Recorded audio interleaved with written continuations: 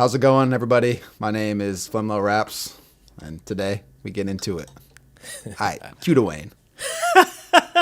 Whoa, what's good, fellas, man? Welcome to Sports Therapy. This is episode 5 with your host, KTO, and myself, Flemlo. Today, we're going to be talking about your favorite talking heads and the problem with mainstream sports media, specifically debate shows, but sports media in general. You know what I'm saying? We're going to get into some other things. We're obviously going to talk about some of the stuff from some of the games from this weekend. The Browns, huge win over the Cowboys. I got to get my dog feelings on that. Also, Bengals, we got our first win, so I'll talk about my feelings on that and any other games that we might have seen throughout the week. But as it's going to be the norm going forward, let's open this thing up. How you doing, big dog? What is I'm life? good, man. You know?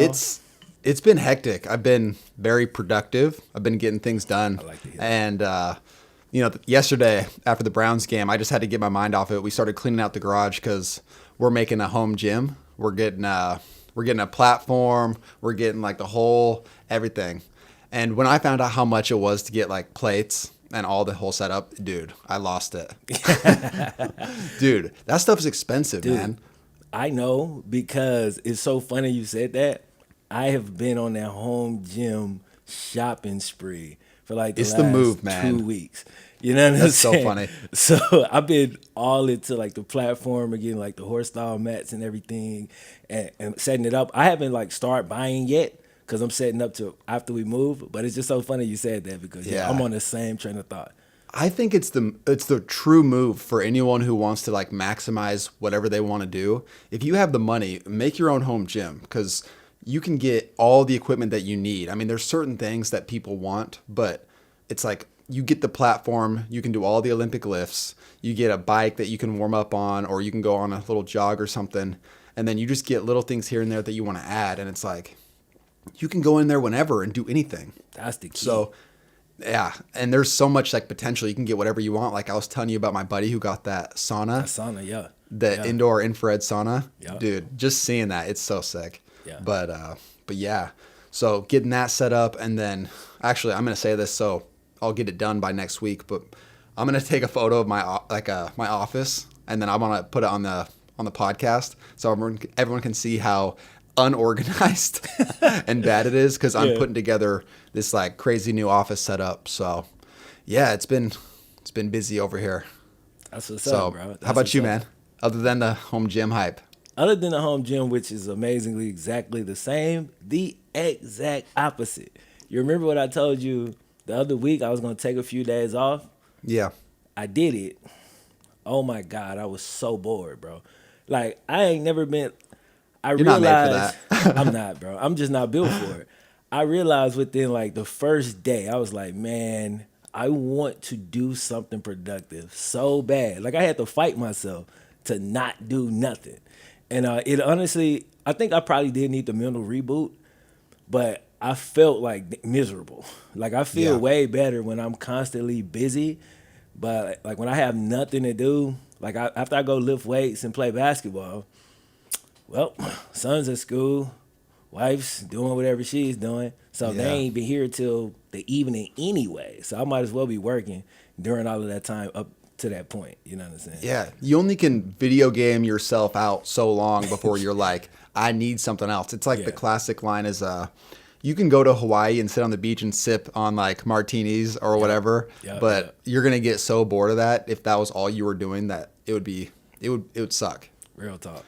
So yeah, that's interesting. It's nice to see like how you can keep that edge that keeps you successful, you know? Yeah. Because that's how the train keeps going, you know?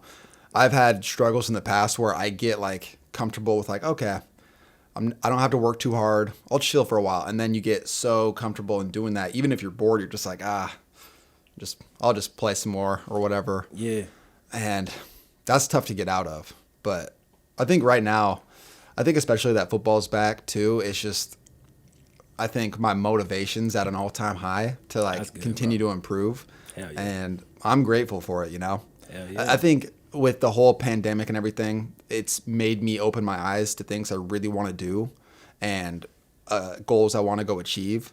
And so I'm like really trying to maximize all the things I want to accomplish. And anything I've thought about that I've kind of like put off, I'm like, oh, I'll get to it one day. Yeah. I'm just putting right in front of my sight and just going after. That's beautiful, bro. Like because I've known you for a while now. So to hear you say that, like I could see like that light bulb kind of turning on. And bro, really the sky the limit. Because the way you've been approaching it up to this point has obviously worked for you, but you haven't maximized it. You know what I'm saying? Not even like close. you could definitely get more out of it. So to hear you say that, that's fire, bro. Yeah. You're gonna do some crazy, some big things, you know what I'm saying? And take your stuff to another level. It's exciting, man.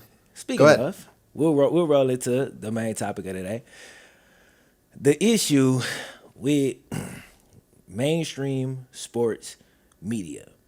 You know what I'm saying? If there is an issue, maybe there is no issue, but because we haven't talked about this previously, so I don't really know exactly how you feel about it. But I'm curious, bro. What do you feel? I have to be honest. I think if it wasn't for sports talk radio, I wouldn't have been as interested in talking about sports as I am.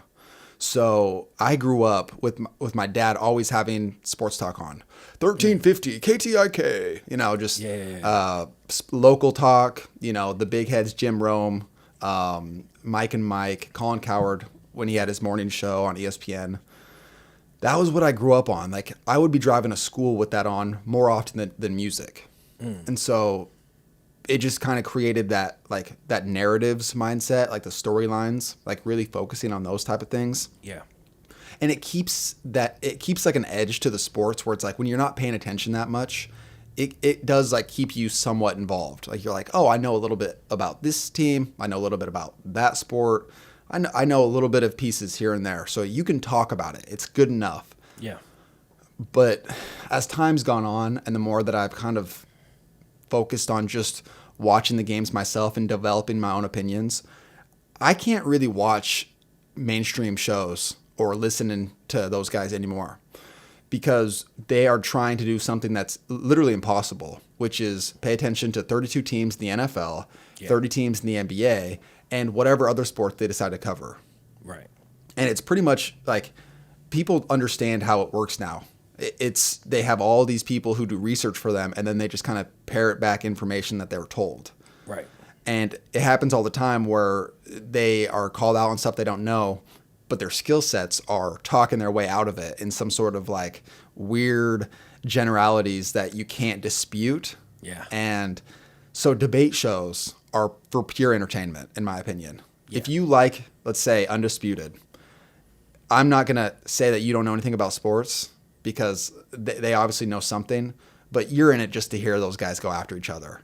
Right. Like you're not in it to hear like intellectual sports knowledge. It's just guys going after each other. But I think it causes a problem because then I think people truly do think that there's that like these storylines, like the Browns are about if Baker Mayfield can step up or not, and that's all the Browns are. Yeah. Or the Cowboys are all on Dak Prescott or whatever the case may be. It's like you get so caught up in like one player in a team sport. It's so silly. Even basketball. Like basketball is more superstars, but it's still like they focus so much on the superstars or the storylines over anything else. And I just have got exhausted of it over the years. And, that's my initial takes on it. I have more that I want to talk about, but I want to hear your initial thoughts on it too. Almost exactly the same. Because I want to start by saying something good about those guys, and that is that they are incredible. Like not all of them, but the ones with the staying power who've been around forever. That's not a coincidence. They're really good at their jobs, right? Yeah, yeah. The issue is what they do is basically. It's like I compare it to pro wrestling. It's entertaining. It's not easy. Like anybody can't. There's a skill set involved with being a professional wrestler. You got to be a certain quality of athlete. Like any dude can't jump off the turnbuckle and elbow a dude without hurting him or you. Like anybody can't just do that. Then you got to be decent on the mic. You got to be able to cut a promo. You know what I'm saying? And you got to be able to tell a story. And that's a difficult thing to do. But the thing is, we all know at this point that pro wrestling is a show. We know it's a script. We know that these guys are acting. The problem with like the sports debate shows is there's like they blur the lines, right? It's like I know this show is like it's fake, like right? Like it can't be. I refuse to believe that Skip Bayless watches LeBron play every day and thinks every day, no matter what the dude does, no matter if he actually has a bad game or if he has a great game, he thinks the dude is trash. Like he's got to come every day with the same take over and over and over. And then he's the heel, and then he goes and finds, or the bad guy for people who don't know wrestling terms, and then he goes and finds the baby face or the good guy who is going to be Shannon Sharp when they're talking about LeBron topics at least. And it's so damn annoying because you never learn anything. If you turn it on, all you're going to see is, pretty much a clown show. You know what I'm saying? Yeah. Skip is going to take the same side every single time. He'll never change his mind. There is nothing that can happen to make him change his position. There's nothing that can happen to make Shannon change his position. My phone is going off constantly. It's okay. To make Shannon change his position. So it's just kind of become this thing, like you say, for pure entertainment, but the public thinks it's real, and it seeps, like the narratives and the stuff they push every single day, it seeps into like the subconscious of actual fans. And like if you go on Twitter, that's what you're gonna see. Like if you just go and look up random takes on random topics, it's usually gonna mirror something stupid that came off of one of these shows. That could easily be disproven, but they just ignore all of the facts that might disprove it, and they'll just lay out the same 3 or 4 little talking points, and a whole bunch of people gonna go with it. And I think it's just made sports fans dumber overall. It's like people are not actually watching the game and seeing like what is actually happening. They don't talk about schemes. They don't talk about how I schemed this guy to take him out of the game. They'll say something stupid like, "Oh, he just didn't want it." You know what I mean? It's like, bro, does that happen? Sure. Like there's guys that don't show up, but you can't possibly watch sports and think every single time a team loses is because they just didn't want the game, or they just, you know what I'm saying? Like it's so dumb, and it discredit the other team completely. You know what I'm saying? Whoever the team is that don't have like whoever the star is that y'all want to talk about, you'll probably see it if you watch them talk about y'all's game. And I know we're going to get into that later, so I don't want to delve too deep into it. But it's probably going to just be cowboy bashing. That's because the Cowboys are so popular, and they love to do it. So instead of giving the Browns credit for just coming out and busting their ass, it's just going to be them killing the Cowboys with every single little narrative that they could find. And I feel like it takes so much away from the teams that are able to beat whoever, like the big stars that they like to talk about, LeBron, the Cowboys. That's like 99% of the show, like LeBron and the Cowboys, right? So it forces fans who watch that stuff and who like really take that to heart to they see sports now in those ways, because they not watching Brett Coleman break down film and understanding like this is what's happening. This is why this team is being successful. You don't get that. All you get is a show that's like 99% emotion, very little facts, some cherry pick stats, and a narrative that's never gonna change with whoever this analyst is. He picked his side. That's his side. He gonna ride with that no matter what. And the audience don't even like them to like be logical. Like, cause you'll see like if a person say, yo, like Kyle Harris said, man, I think Burrow is he's a B prospect. Watched the first game, came back, he said, you know what? I was wrong. Burrow, he better than I thought. He an A prospect. No, keep the same energy.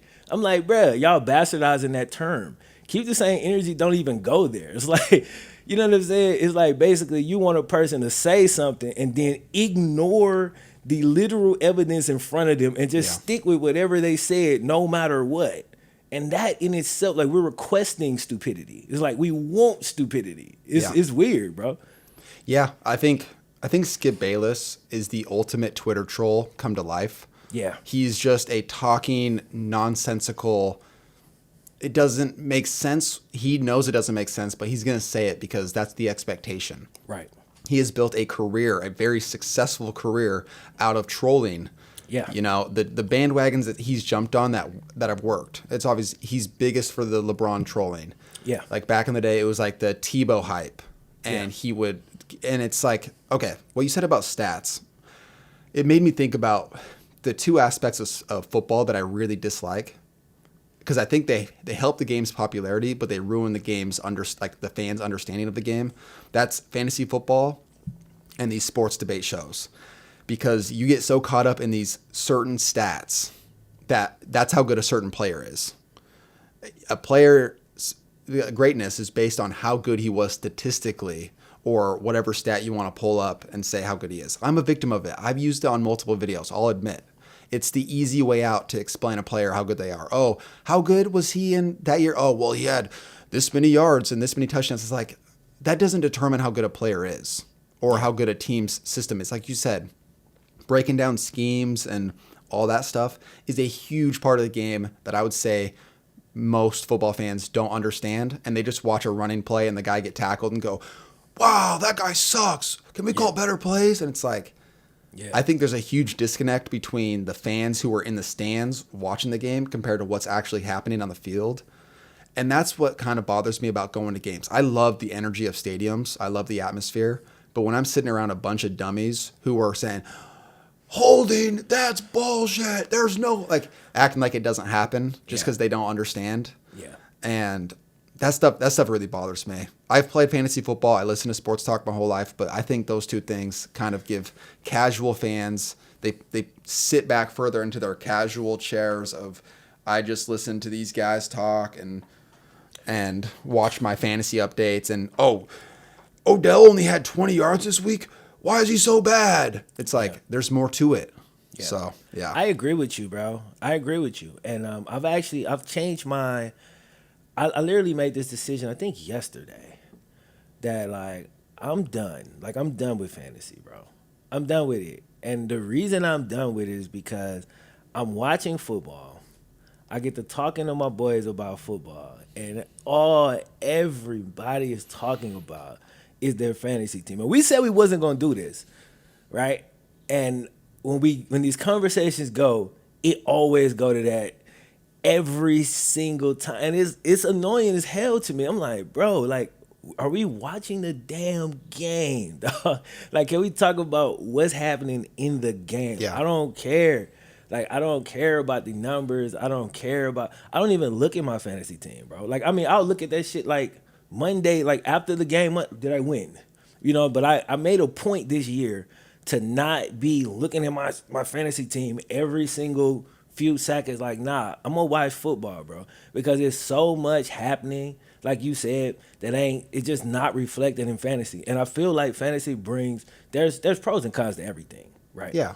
But I just don't feel like, I personally, and this ain't for everybody. This ain't like, hey, you shouldn't play fantasy.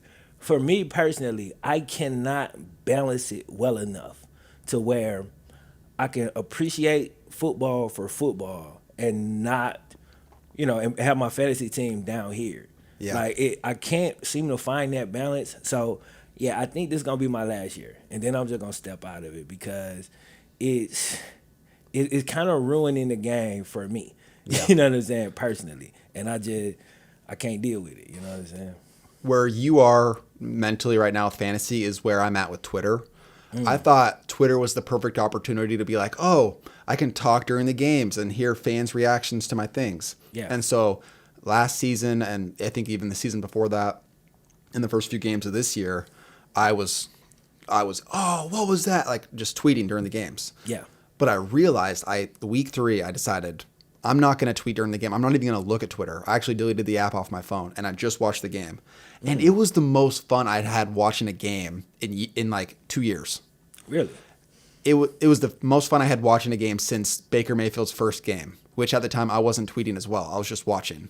Yeah. It's because I would so heavily invest into the game. It's just me and the TV, me and the game. I'm in that game. But when I'm on Twitter, it's kind of like I'm like on Twitter, but like, oh, the game's in the background. Oh, that was crazy. Oh man, wow, Odell, what a catch. I'm gonna hurry and go tweet and see how many people are freaking out too. And I think that is so much less entertaining to me. Like you're looking at numbers on your phone and words on your phone instead of engaging with the game as much. And I get that there's probably people who are better at it than I am, but I think it just takes me too much away from the game that I truly love into something that I don't love as much. So I did it again for the Cowboys game, but I was so ecstatic by the fourth quarter that I downloaded the app just to tweet out like I couldn't believe what was going on. But overall, moving forward, I'm gonna stay off of it and just enjoy the game, because I found that it's much more enjoyable and entertaining to just lock in to my team and my game. That's interesting. Like, cause my experience, I don't tweet a ton, and usually when I tweet, it's like anything. It's like if I have like a thought, or it's almost like when I am in a great space and I got like energy left over. That's how I see it, and I'm like, yo, I could get some of this good energy to my followers. Like, I'm gonna throw this out because this is how I'm feeling right now. I feel good. I feel motivated.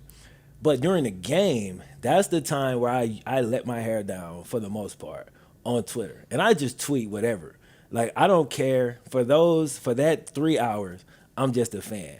But yesterday I tweeted something, and the reaction. One of the responses I got pissed me off so bad, bro. I said, so first I said, all right. The Bengals had just we had thrown a pick like on the 1 yard line, and a ball that was in our tight end's hands, and it just got taken away from him. So from a touchdown to an interception, and it's one of those just morale killing moments. You know what I'm saying? You drove all the way down the field. So I was like, all right, we can shake back. I was like, look, if we can get a stop, we get the ball back, we can score right before the half. We get it at halftime, we can get back in this game, because at that point it was looking like it could get ugly going in the Jaguars' favor. You know what I'm saying? Cass was telling me, oh, y'all cooked XYZ, whatever.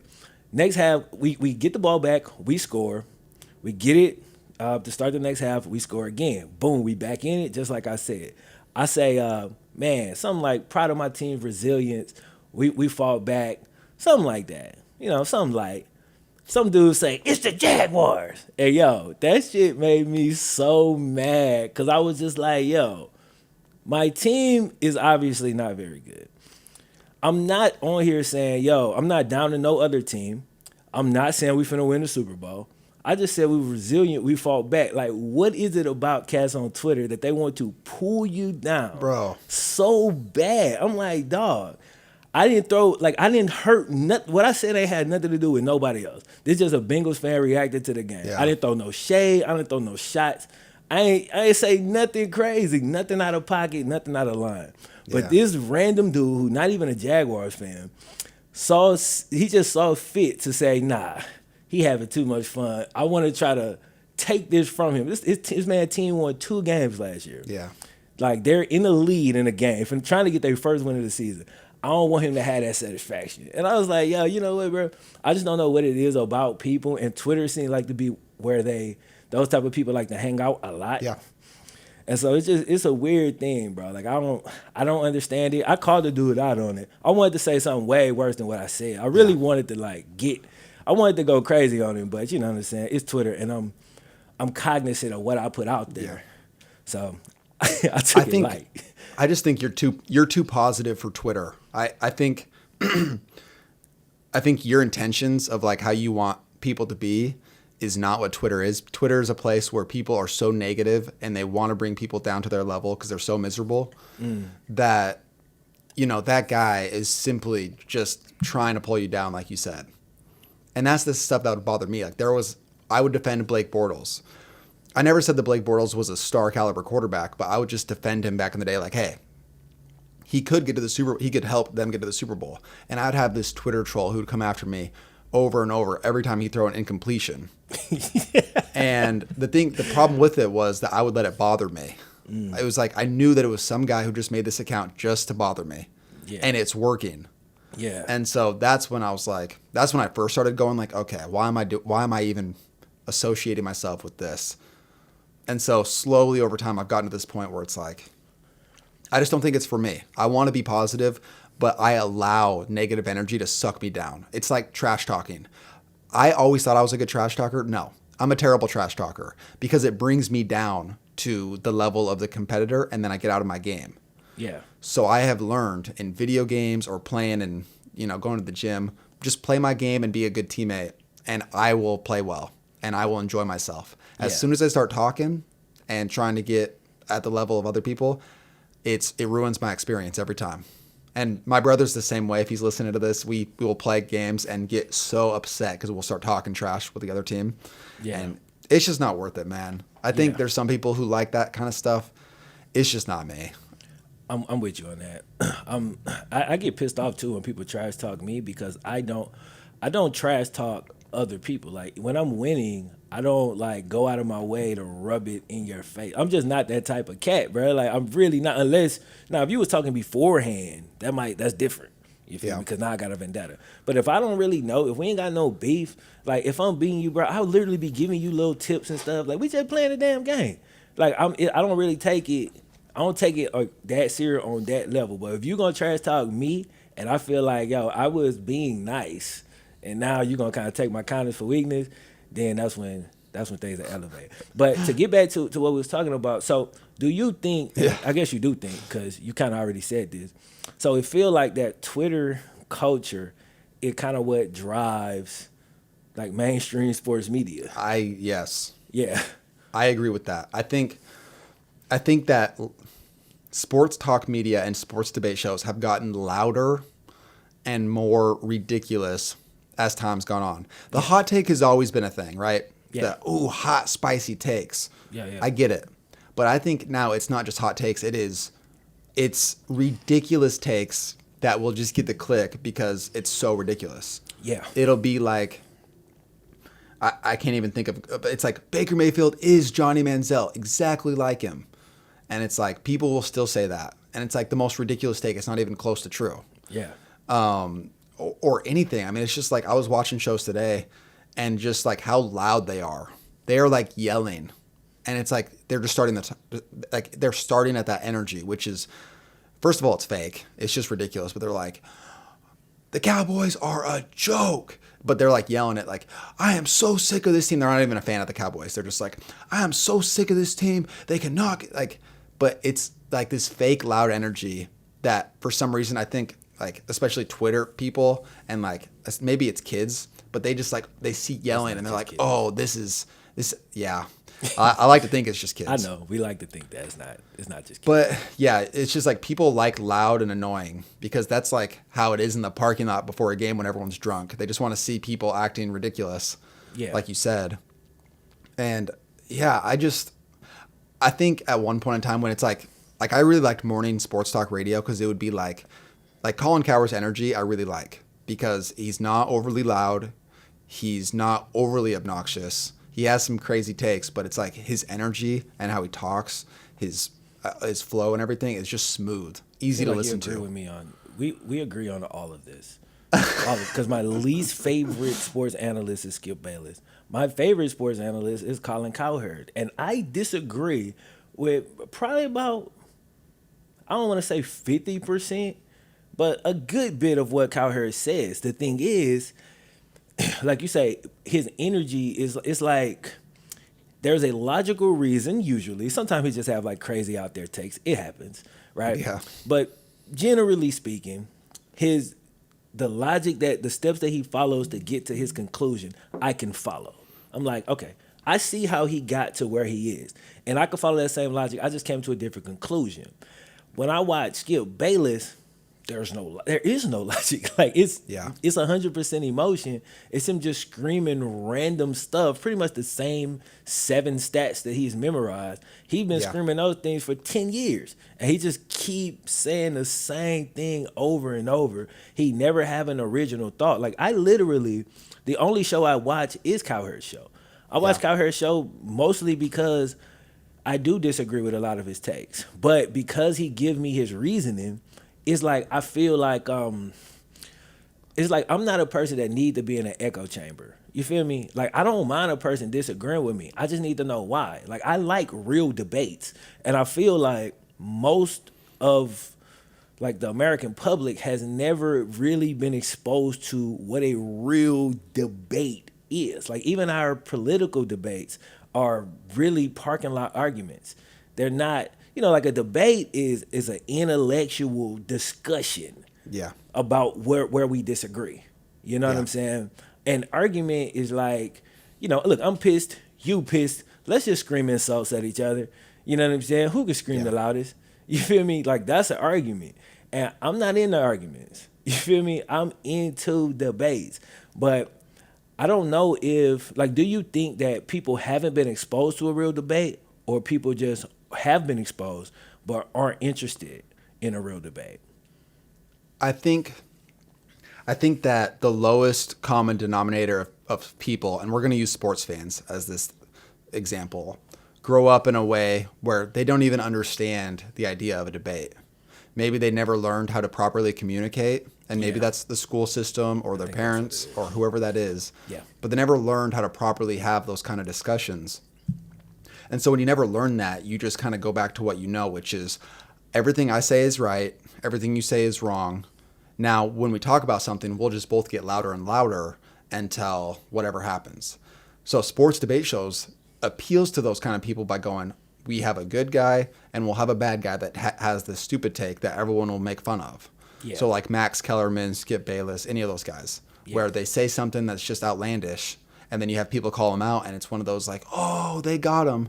And it's like, they got him on like calling him out on a stupid point. That didn't prove anything. That's like saying like LeBron's not great, and then someone says like, oh, you're wrong, and then everyone's like, yeah, he's wrong. It's like, well, why is he wrong? No one talks about that. No one actually gets into that stuff. It's just the, oh, gotcha moments. It's the memes. It's all that stuff. It's not it's surface level. It's scratching the tip of the iceberg, and no one wants more than that. And I don't understand. I don't know if that's the show's problem or just the mass of the audience's problem, because I feel, go ahead. It's the audience. And the reason I say that is because, again, you see it in every level. Like you see it in our political debates, right? Like why would if people didn't want that, why would our political debates be screaming matches? Like, you know what I'm saying? Have you ever seen like Jordan Peterson have a debate? Yeah. It's not it's two people, and like not when he like smashing some idiot who has no clue. I know people like to watch those too. But like, say if he having a discussion with, with Joe Rogan, and they disagree on something, right? Like they both concede, like they listen to the other person's points, and they concede, you know what? 90% of what you said I agree with, right? Here's what I disagree with. Then they lay it out. Then they have a discussion, they go back and forth, they find common ground, and then we move on. So it's productive. Both sides learn something. They maybe gain a unique perspective that they didn't have before, and we're all better for it. Yeah. You know what I'm saying? Versus, it's like every time I turn on sports media, it's like The Rock and Stone Cold. You know what I'm saying? Screaming at each other about to drop a damn smackdown on somebody. Yeah. Versus like us actually moving forward in any direction. And they've been screaming about the same stuff for like 10 plus years. And it's like, how long do it take before people like, yo, they still arguing about this. Yeah. And it's going nowhere. Like, you know what I'm saying? I'm out.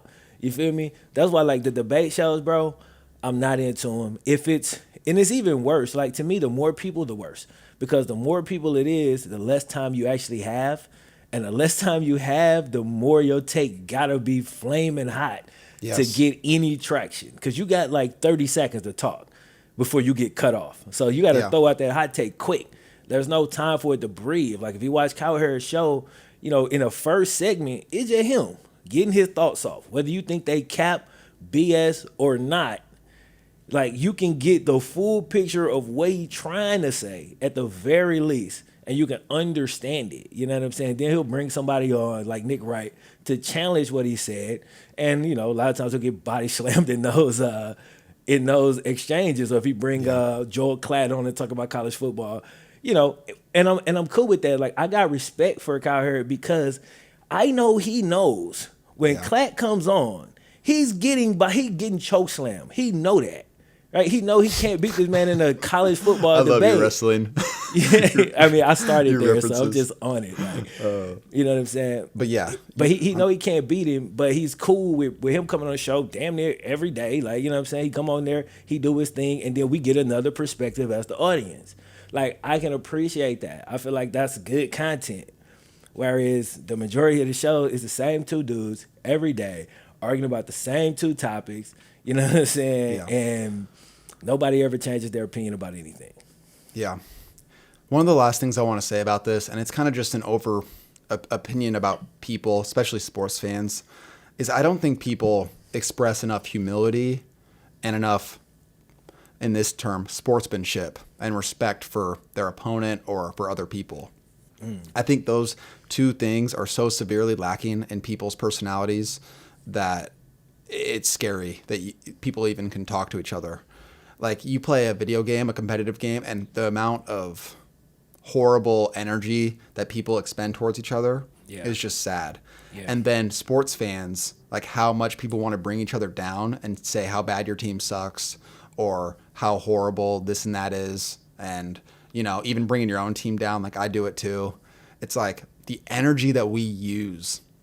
We're like, so many people are such poor sports. It's embarrassing.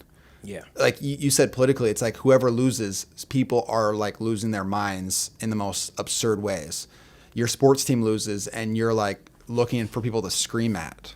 It's like going to the restaurant and like you get food that you don't like and people like lose their mind instead of just being like, I didn't like this that much, I just won't go back. You know? Yeah. There's no humility, there's no respect for other people. And those are skills that like I've been trying to work on because Same. I've had issues with those in the past. Same. And yeah, I don't know how to help people understand that those two things alone, respect for others and humility of yourself, is like, it's like everything, man. I feel you. I think the only thing you can do is try to live up to that, like that idea. And I say this all the time. Like, I'm so trash. Like, I fall victim to every single thing we talk about. Not the restaurant thing. I ain't never had that problem. But like a lot of this stuff, like on my team losing, like I get very angry. You know what I'm saying? Like, I get emotional behind that. The thing is, I could put it in perspective and I could sit back and say, yo, you tripping. Calm down, bro. You know what I'm saying? Let's be logical about this. Like, we all have those moments, but it's like every person like in a leadership position, it seems like, is like they don't display any of those traits. So you have to go and find it for yourself. And most people don't know where to look, or they don't even know that they need to look, because when they look at the top, this is how people acting. And then so they figure, yeah, okay, cool. They act just like me. Great. And then it's just like a cycle. Everybody just keep doing the same thing, like you said. No respect, no humility, no nothing. Like, they don't think about how this could affect another person. You know what I'm saying? Yeah. And the last thing I'll say on that topic is, I feel like another issue when it comes to mainstream sports media is an issue that we face, that journalists face, news channels face. It's what constitutes good work. Is it views and clicks? Obviously, not entirely. But the people on the top who are like probably not creating the content, but they're financing the content, they don't care. They just want the views and the clicks. So it's gone so left that people are willing to say and do damn near anything to get the click or to get the view or to get the eyeballs or to get the attention. They'll throw any ridiculous take out there, any irresponsible take like Skip Bayless's take on Dak. There was anything like with the with the depression and anxiety, all of that stuff. They'll stoop to damn near any level to try to get eyeballs on their content. Yeah. And it's something that, like I say, as YouTubers, we fight all the time, and it's not easy. So I'm not sitting here like it's no, you may wave a magic wand and just solve this, because it's a balance, right? Because it's like on one point, and for me, it's kind of like this. I want views. Of course I want views, right? This is how I support my family. And my channel is something I'm proud of. I want it to do well. I want the most people to see it as possible. But I'm not gonna compromise my morals to chase views. You feel what I'm saying? So I'm not, if this topic I feel like is like some lowbrow, some dude, baby mama, it's like, or it's like somebody passed. Like I'm not making videos on stuff like that and just drop everything and not care about like how these people families are dealing with this in real life for me to try to advance myself. Like that's weak. I couldn't look at myself in the mirror if I did it. So I'm constantly trying to balance that. And I feel like the sports debate shows and just our newspapers, all of that stuff have completely thrown that to the wind. They've thrown moderation to the wind. All right. I think Epicurus, Roman philosopher, he said something like, I think he said, moderation is the key to like an abundance of joy. Something like that. You know what I'm saying? You can't enjoy all of life's abundances unless you practice moderation. Meaning you gotta find balance. If you all the way over here chasing views at whatever cost, you're not gonna be happy, bro.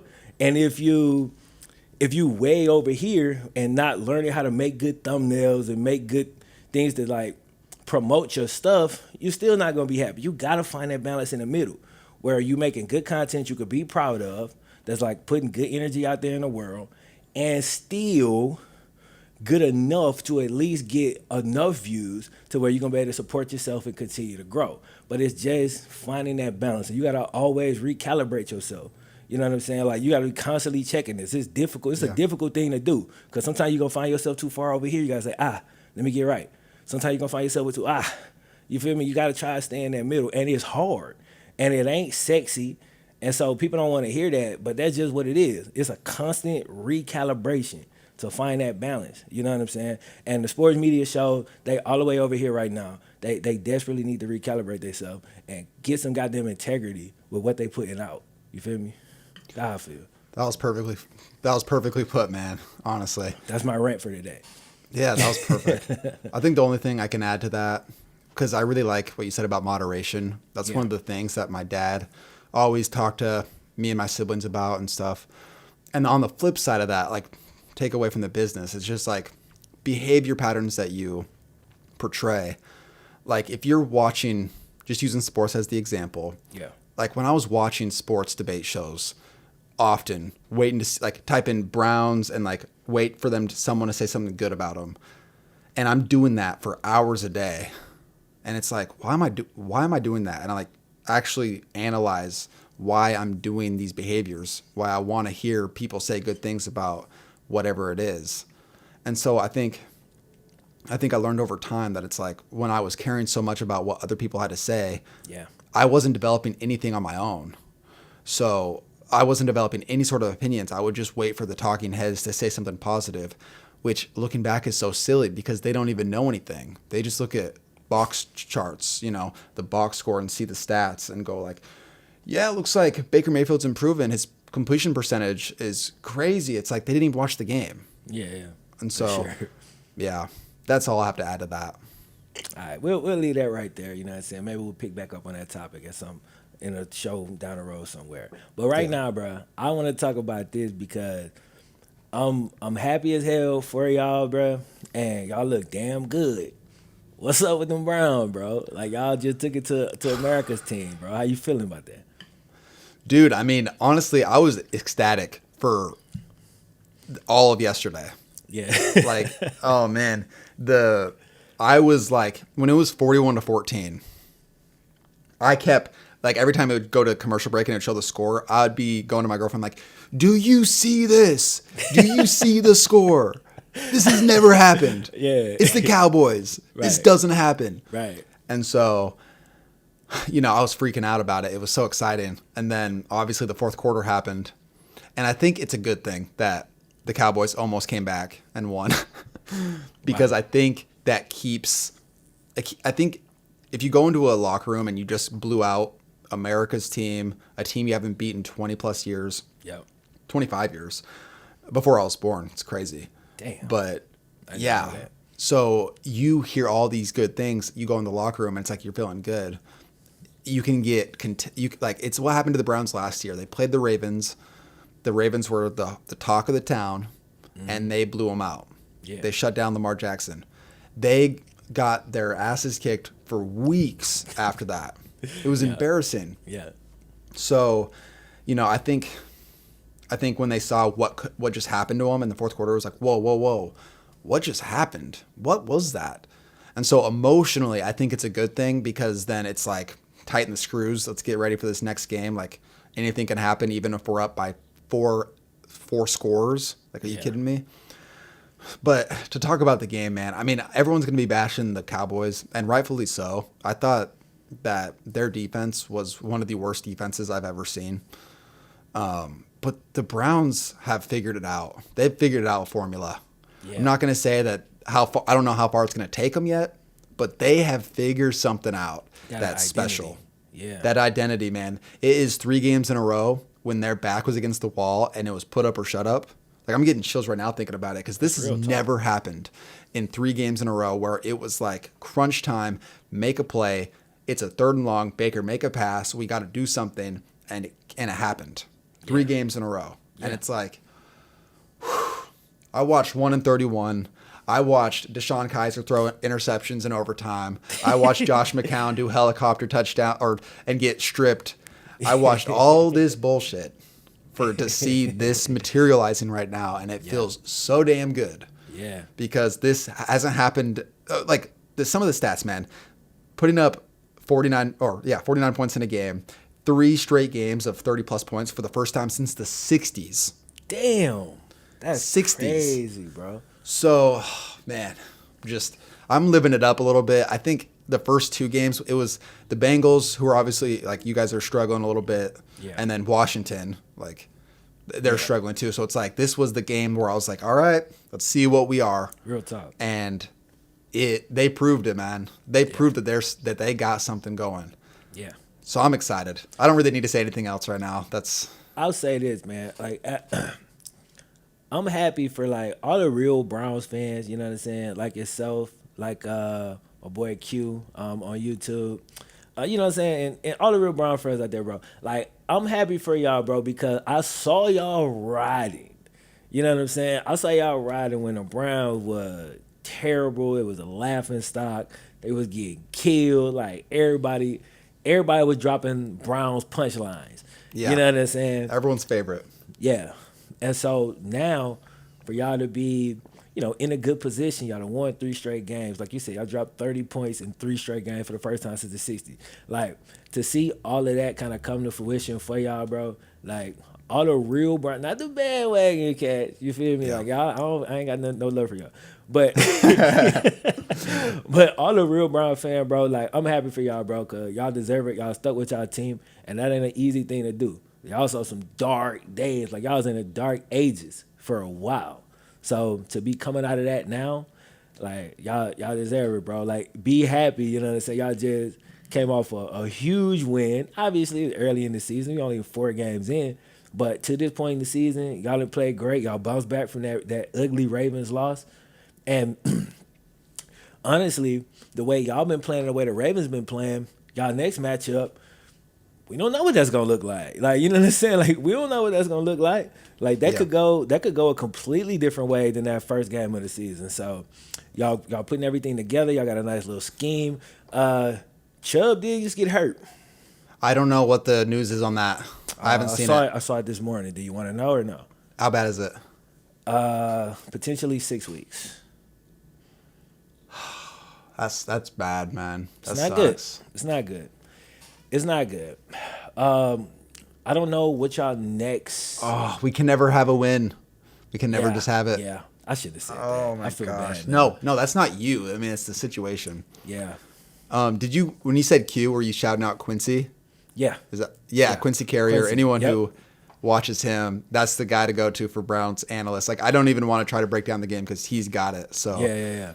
If you want someone who talks Browns, Quincy, post game, weekly updates, check him out. Yeah. Quincy Carrier. Yeah, I rock with the dude, man. Cool as hell, super knowledgeable. You know what I'm saying? And diehard Browns fan. Yep. So yeah, man. Like, Chubb gonna be out for a minute. I don't know what y'all next few games look like. Y'all put him on IR, but you can bring cats back after like 3 weeks this year. So, IR don't really Wait, mean really? what it's always meant. Yeah, because of the COVID thing, like if you can put somebody on IR and have them back in 3 weeks now.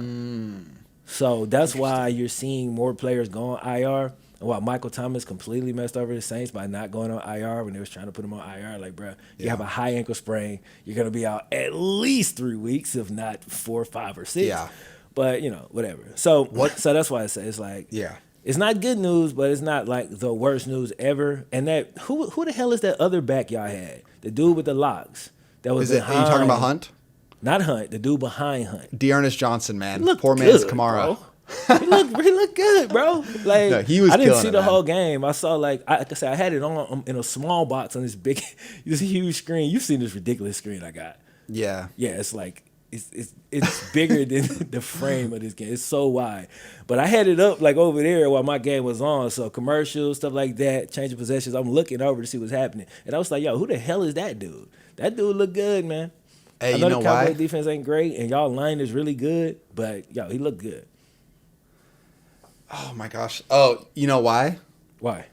They got the best coach in the world, Stump Mitchell. You ever heard of him? He coaches the running backs. Hey, you know what? And I didn't say this in the last one. I've always said this before. I didn't say it when I was talking about it, when I told that story the last time. I've always said this. My experience with Stump Mitchell ain't got nothing to do with his overall coaching ability as far as, getting NFL running back. Like, as a running backs coach, he clearly is pretty good because I've seen him coaching for like 10 different teams, right? Yeah. He's constantly with a job. He was just bad as a head coach, and I don't think he wanted to be the coach at my school, like, honestly, and I don't think he was bought in, and he was just kind of, you know what I'm saying? Like, I really think that's what it is. He kind of just phoned it in. So my Yeah. experience with him is terrible, but I'm not so emotional to where I will discredit somebody else's other works if they are clearly, like, the evidence is there. Cats look good, man. You know what I'm saying? It's Cats just look good. funny. It's just of all things, your college coach is my team's running backs coach. Like, what?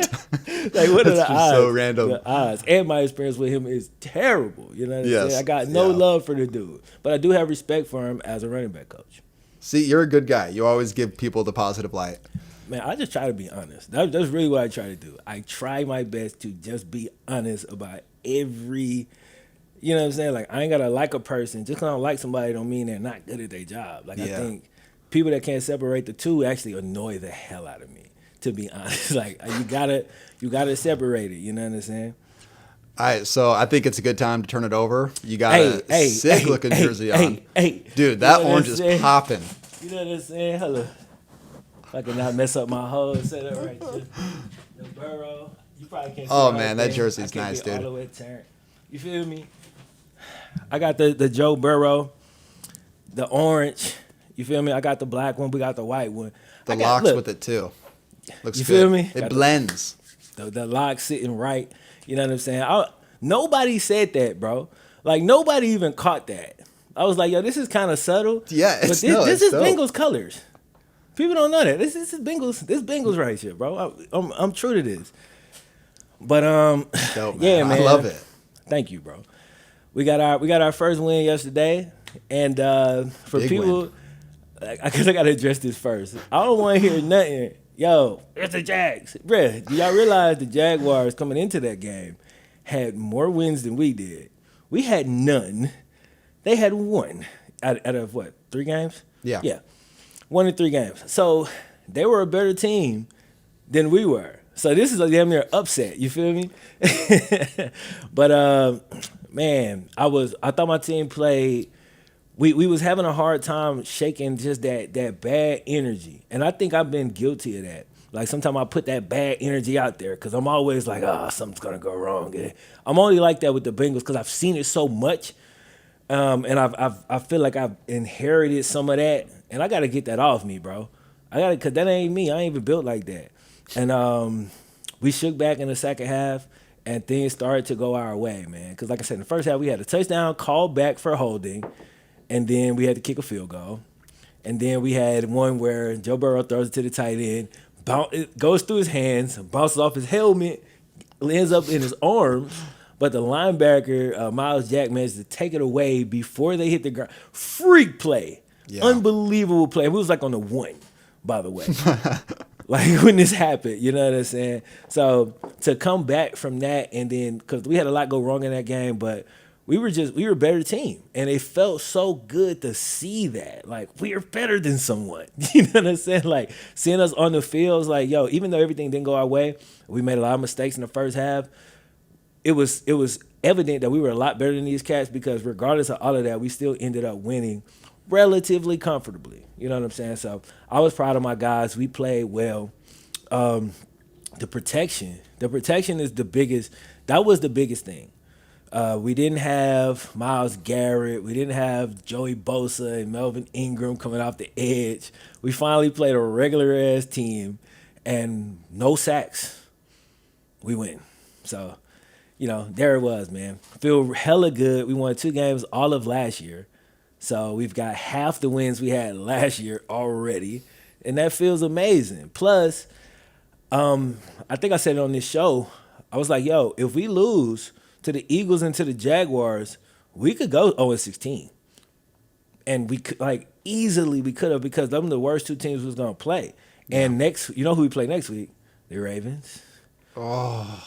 Then we got the Colts. Then we got y'all. Then we got the Steelers. Then we got the next brutal, 5 or 6 weeks are tough, and we're gonna be the heavy underdogs in every last one of those games. So we needed this win.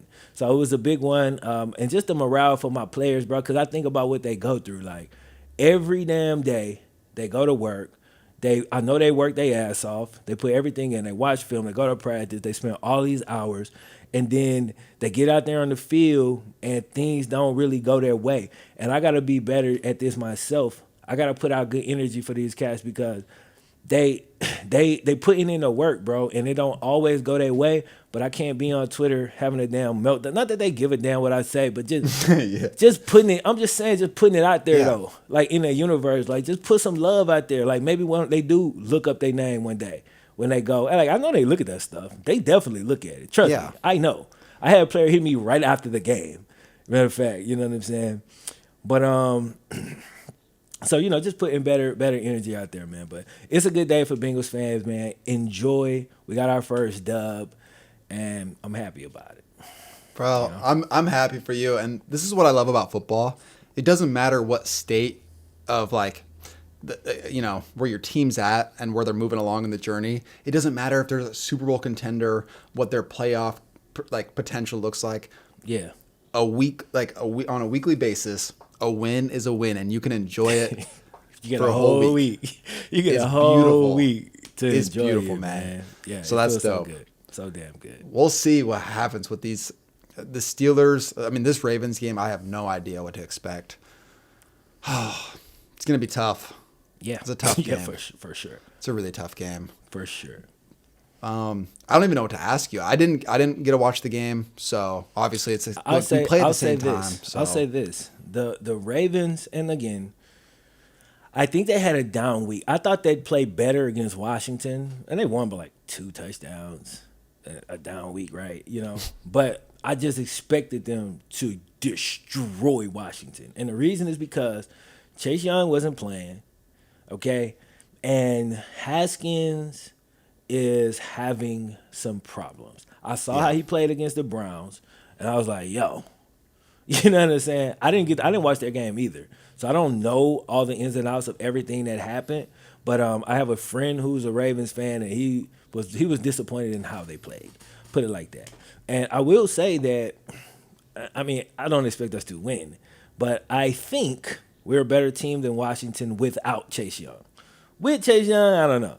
You know what I'm saying? Because I know we got a better quarterback. You feel me? By far, we have a way better quarterback.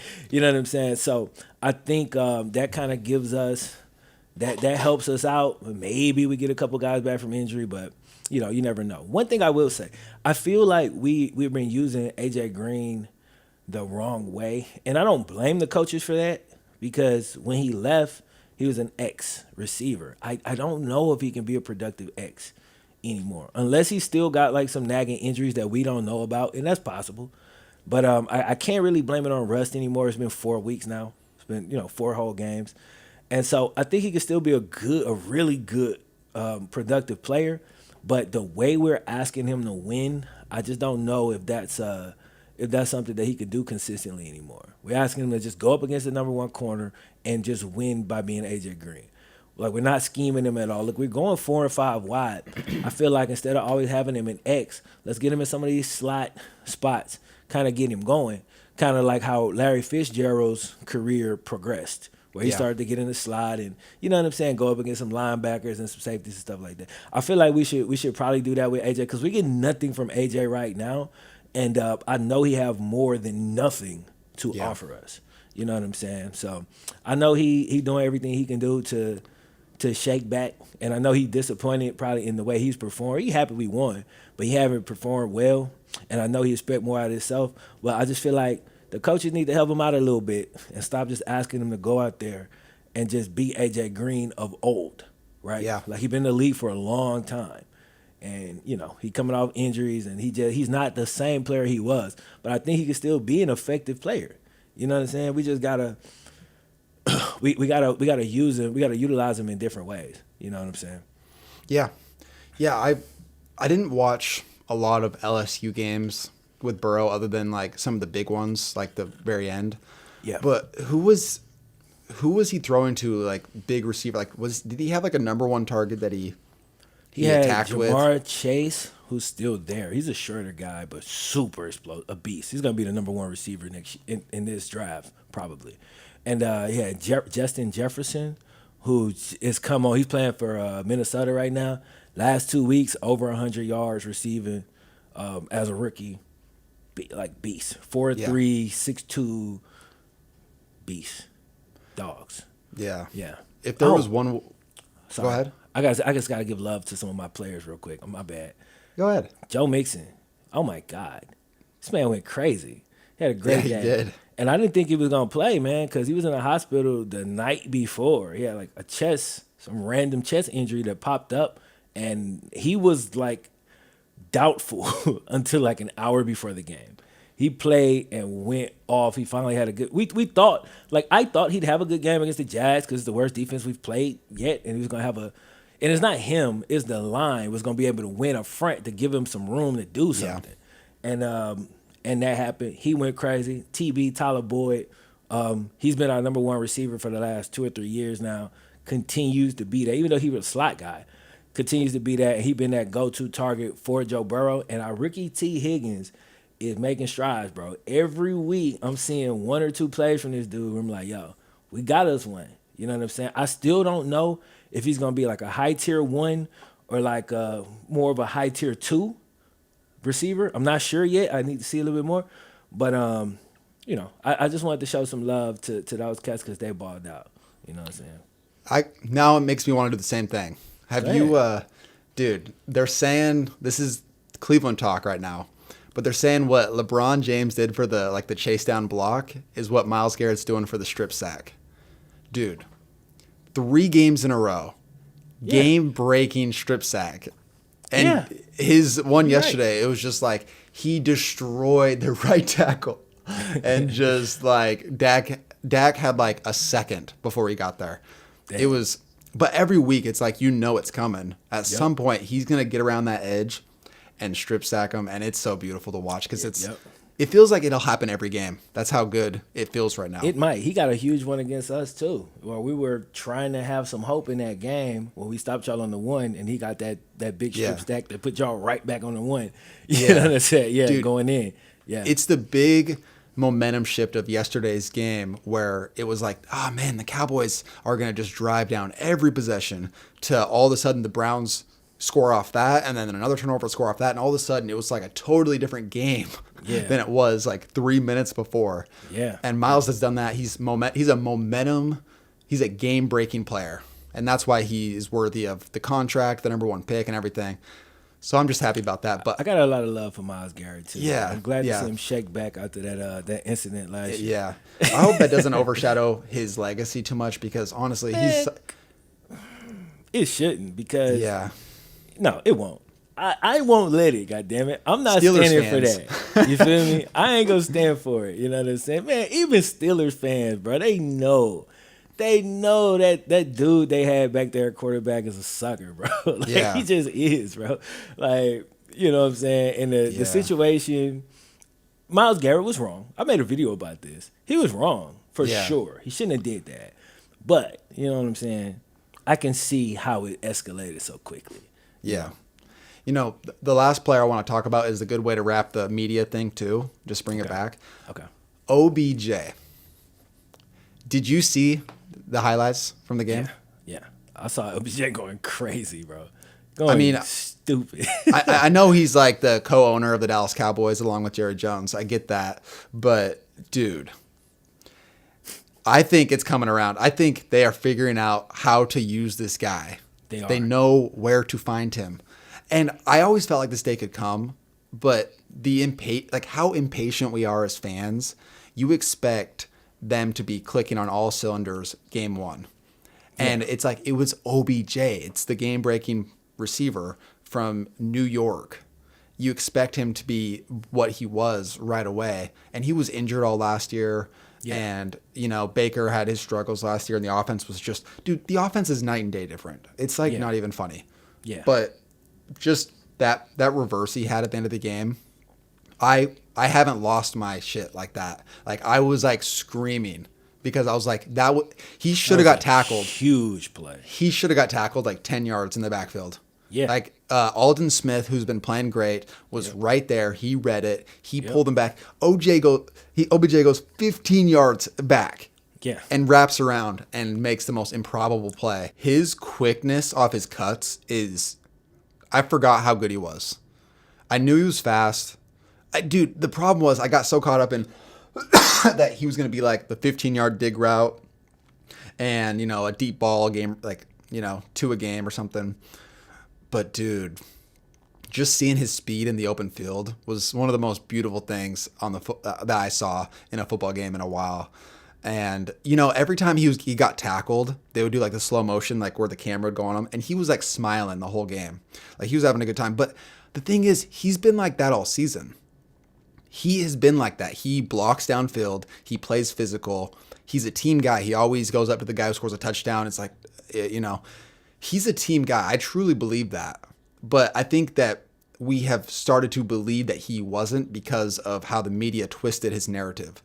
I think he made some mistakes in his younger years, and I think he's learned from that. But I think those got so exaggerated that we believed that he was this super selfish guy that was like all about me. He was a crybaby. And we see those zoomed in slow motion videos of him tearing up and stuff. And we all looked at that as weakness. When in reality, he was just a kid who was struggling with the spotlight. And then they absolutely ran with that. He comes to Cleveland and it's like the worst year of his career. And everyone's saying he's lost it and he's got to leave. And this is a joke and all this stuff. And he comes back this year and it's been nothing but it's just been amazing. I just love the story so far, like the archetype of his career and where he's gotten to. You're right, bro. The story is pretty damn amazing. You're right. I hope it continues, man. I hope they're able to keep this core of the running backs they got and the receivers they got, because I know OBJ and Landry, like the quotes after the game about their touchdown, the reverse pass touchdown, just like how much they love playing with each other. I just love it. I'm really enjoying this team from like a person to person standpoint. Just the dudes, man. Yeah. Yeah, that's all I gotta say. I was pissed off because people even said, like, I knew OBJ was hurt last year. You could tell. Like, if you ever have watched him play and then you watched him play last year, it was super obvious. So, but like, he was never on the injury report. So when they came out at the end, it was like, I had to have surgery. I was like, boom. Because I could see it. Like, matter of fact, last year on that reverse where he just took to the crib yesterday, he would have went out of bounds. Yeah. And, like, I saw him going out of bounds and, like, not making one dude miss. And I was like, that's not OBJ. You know what I'm saying? I'm like, bro, he's clearly not 100%. Like, because I saw not a lot, but probably about 5 or 6 plays last year that should have been game-breaking plays, and he wasn't able to, like, turn it over. Or he didn't have that same like agility. Yeah. And I was like, yo, something is clearly wrong. So when people were saying that he was making an excuse trying to say he was hurt. I'm like, bro, I could tell these people don't watch football, bro. I could tell, bro. Like, because if they did, like, there was no way you could have looked at this man last year and really thought he was healthy. Like, it was very clear to me. It was abundantly clear that something was not going right. You know what I'm saying? Obviously, he was having some chemistry issues and all of that stuff was a factor, but he couldn't separate the same way. Like, he wasn't the same player last year because injuries happen. Yeah. And for all the people that are saying, yo, he completely fell off and all that, it just really never made any sense because he's too young for it. Yeah. Like, if he was getting older, then I could see that, but he's still in his physical prime, so none of that added up. None of it made sense. It clearly had to be an injury. You know what I'm saying? So, you're right. It's good to see him back. It's good to see him bounce back and have, like, a huge game. And then it's against the Cowboys at noon in the NFL. Thanks for that. You know what I'm saying? That should have been a bigger game. Like that should have been really Sunday night primetime game. Yeah, at least give me that at 4:05 or whatever, 3:15. But yeah, man, you're right though. Like, I mean, y'all got some game breakers. Like, that's one thing I like about y'all team so much. Y'all figuring out how to use it. Y'all's like the core of your team, like that, the super football stuff, meaning the offensive line, like the bodies, like the interior of y'all team is so strong.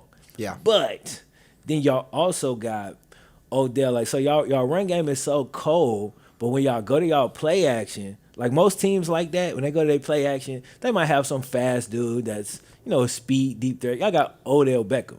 You feel me? So when you hit that play action and you throw it up, you're throwing it to Odell in one-on-one coverage. Like, I put my money on that every single day of the week. Then y'all was getting him involved with the reverses and finding more ways to get him the ball. So it was good shit, bro. It was real good shit. To keep it in moderation, like you said earlier, and kind of level the balance, I do believe the defense will hold this team back ultimately from being a great team this year. And I think that I still don't know what Baker is when it comes to, like, they're losing by 2 scores. They need a play downfield. The defense knows they're not running. That's the stuff I'm worried about. Again, I'm not tripping because the Browns are 3-1. Like, I can't believe that.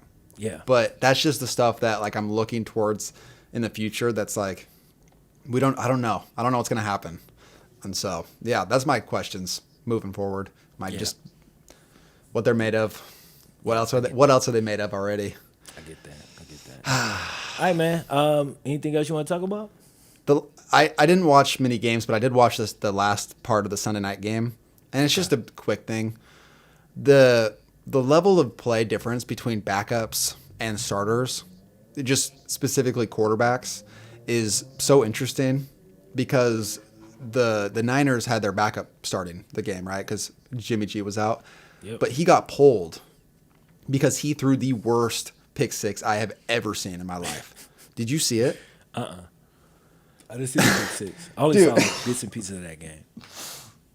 It's literally like he looks to the left and it's a little like a 5-yard out and the DB's right there, or like the linebacker, and he underthrows it so bad that it goes straight into the DB's hands. Just like one of the worst throws you've ever seen. Easiest pick six of that guy's life. Damn. So he gets pulled. The backup comes in or the third string comes in and instantly marches him down the field and gets him a touchdown. They need a 2-point conversion to make it a 3-point game. He rolls out to the right.